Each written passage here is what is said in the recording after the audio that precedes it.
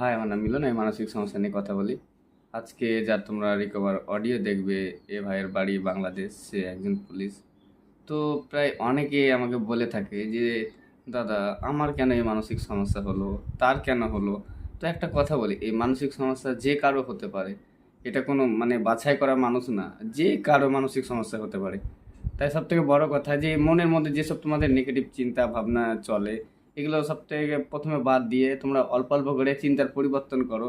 মানছি মানসিক সমস্যা অনেক ধরনের হয়, বাট সলিউশন অবশ্যই আছে। অল্প অল্প করে সেই সলিউশন অনুযায়ী চলো।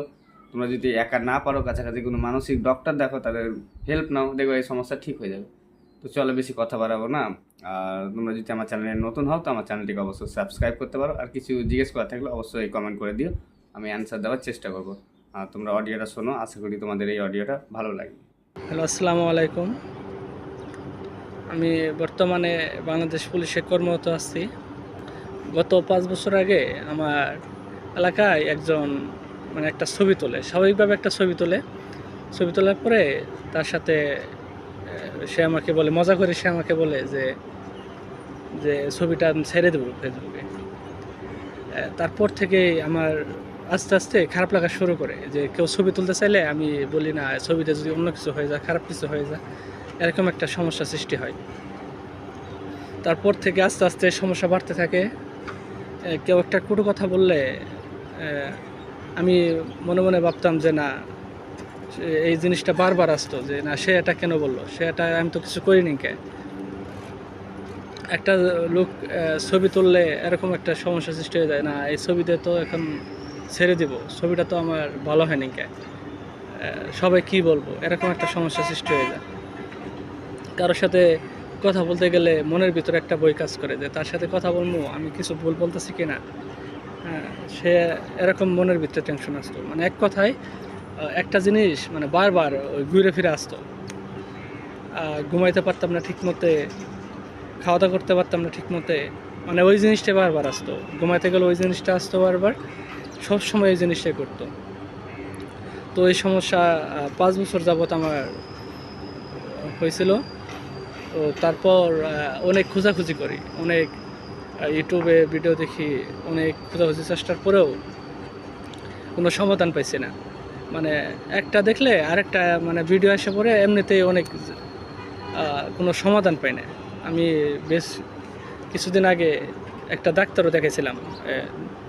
ডাক্তার দেখানোর পরে সে অনেকগুলো ওষুধ দিছে, যে এই ওষুধের এতটাই তীব্র যে ঘুম, এমন একটা ওষুধ যে খাওয়ার পরে এত ঘুম আসে, হ্যাঁ, সারাদিন কেমনে চলে যায় কিচ্ছু বোঝা যায় না। এবং শরীর সব সময় দুর্বল হয়ে থাকতো, মন সব সময় খারাপ হয়ে থাকতো। কারোর সাথে ঠিকমতো কথা বলতে পারতাম না, চলাফেরা করতে পারতাম না। সব কিছু যেন একটা ইয়ের মধ্যে চলে গেছিলো। তো অনেক সময় ইউটিউবে ভিডিও খোঁজাখুঁজি করার পরে মিলন দাদা নামে একটা ইউটিউবে একটাই পাই, যে তার অনেক ভিডিওগুলো দেখি। এমনকি আমি একদিন এমন কাজ করছি, দাদার যে ভিডিওগুলো আছে সব ভিডিওগুলো আমি ডাউনলোড করে ফেলছি। ডাউনলোড করে আস্তে আস্তে দেখছি, যে দেখার পরে দেখি যে না, ইনশাল্লাহ যে কাজ হয়। পরে দাদার ইউটিউবে, ফেসবুক পেজে দাদার ফোন নাম্বার দেওয়া আছে, হোয়াটসঅ্যাপ নাম্বার। তো দাদার সাথে যোগাযোগ করি। তো দাদার সাথে যোগাযোগ করার পরে আমি প্রথম দিনেই মনে হয় আমি 50% সুস্থ হয়ে গেছি দাদার সাথে কথা বলে। তারপর দাদা আমাকে যে দিক নির্দেশনা দেয় সেই অনুযায়ী চলাচল করি। এমনকি এই যে সমস্যাটা, মানসিক সমস্যা, এই সমস্যাটা আমার মনে হয় না যে একা কভার করা সম্ভব। কখনো একা কভার করা সম্ভব না, যদি একজনের সাপোর্ট না থাকে। সাপোর্ট ছাড়া এই জিনিসটা কখনো সম্ভব না। তো দাদা আমাকে সর্বোচ্চ সাপোর্ট দিচ্ছে এত অল্প একটা অ্যামাউন্টের ভিতরে। হ্যাঁ, দাদা এত সুন্দর একটা লাইফস্টাইল দিব, হ্যাঁ, এত সুন্দর একটা জীবন দেব কখনো আশা করিনি। দাদার সাথে কন্ট্যাক্ট করলেই বোঝা যায় যে না, কেমন। আপনারা যারা এই সমস্যায় ভুক্তভোগী, যারা এই সমস্যার ভিতরে আছেন, তারা দাদার সাথে যোগাযোগ করেন, দাদার সাথে কন্ট্যাক্ট করেন। আমার বিশ্বাস, আমি যেহেতু ভালো হয়েছি, আপনারাও ভালো হবেন।